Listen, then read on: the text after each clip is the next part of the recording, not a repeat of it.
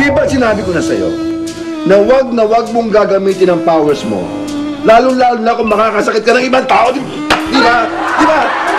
Hindi ko naman talaga siya sinaktan, Daddy. Hinagis ko lang siya sa ere. Para lang siya nasa roller coaster doon. Ano? Kita mo na? Sobra acting mo. Sobra. Parang gusto mong ma-extend ka pa. Hoy, para sabihin sa'yo, hindi naman masakit yung pinapalo ka. Sakit po talaga. Ang masakit doon. At saka, dapat, maging mahinahon ka. Mapagbigay, mapagpasensya. At hindi ka napipikon. Teka, ano ba kinukulit sa'yo ng batang yan? Eh, kaya ako na naman kasi ginawa yung Daddy. Kasi, ang kulit niya eh. Ang daming pinagsabi, ang kulit ng bibig. Ano masama doon? Sabi niya kasi, lahat ng P tungkol sa'yo. Ha? Pangit, praning, pano, Sinabi niya yung panot? panot, Sinabi... tsaka... Ano ba? Sinabi niya yung panot? Sa akin, lahat tatanggapin ko, wag lang panot! Saan nakatira?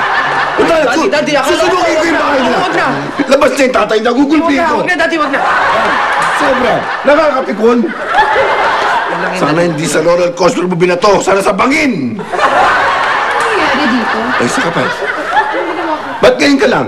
Ba't kalit mo ng alis? Alam mo namang wala ang mami mo. Walang mag-aasikaso sa bahay, tapos maalis ka. Kaya nga ako umalis eh. Ano? Ha? Wala. Daddy, Oh, you won't believe kung ano ang alam ko. Nako, ano? si Shalani, Hmm, my boyfriend. sino? Tinatago niya eh. Ha? Gusto niya? Taka sa kabinet. Ha? Baka doon yung tinago. Kalkalin mo. Social ng lugar. Parang...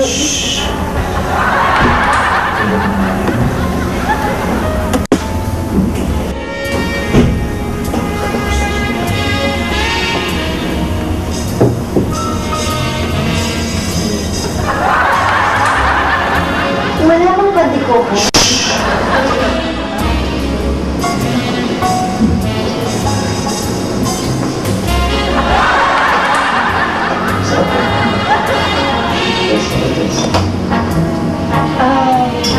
Ano ba talaga yung gusto mo?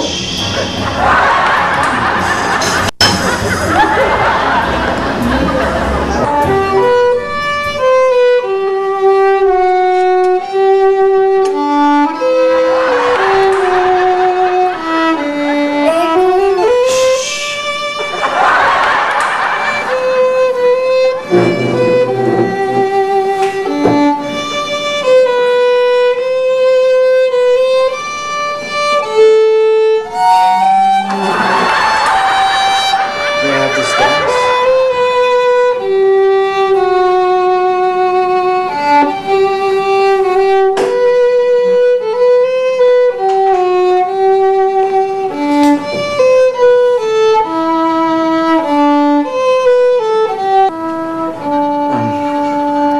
Shalani, alam mo, ikaw ang unang-una ko napansin nung bagong lipat kami sa lugar niyo.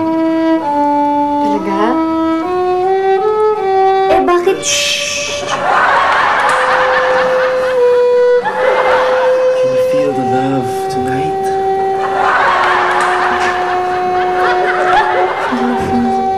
Oh yeah.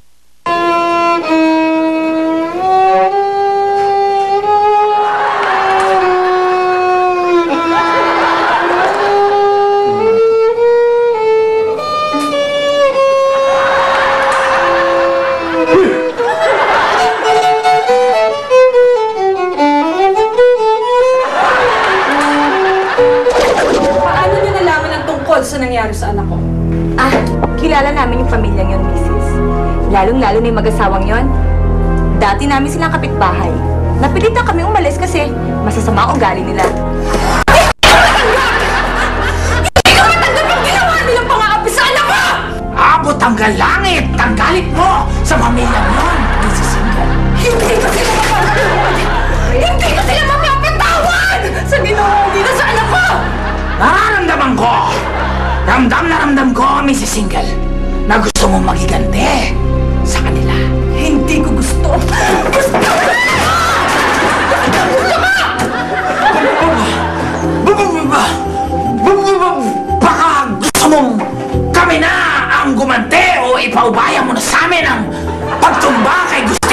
pamilya niya, Mrs. Single.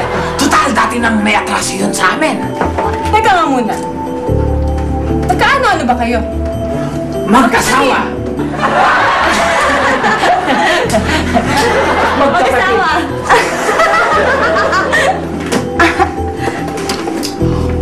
Oh well. Ano naman ang kapalit? Kapag pumayag ako. Simple lang, Mrs. Gagayahin namin tsura ng anak mo, tapos ipaparis namin siya sa ubod na lakas sa robot. Tapos yun ang ipadala mo namin kay Gustin Powers na umaapi sa anak mo.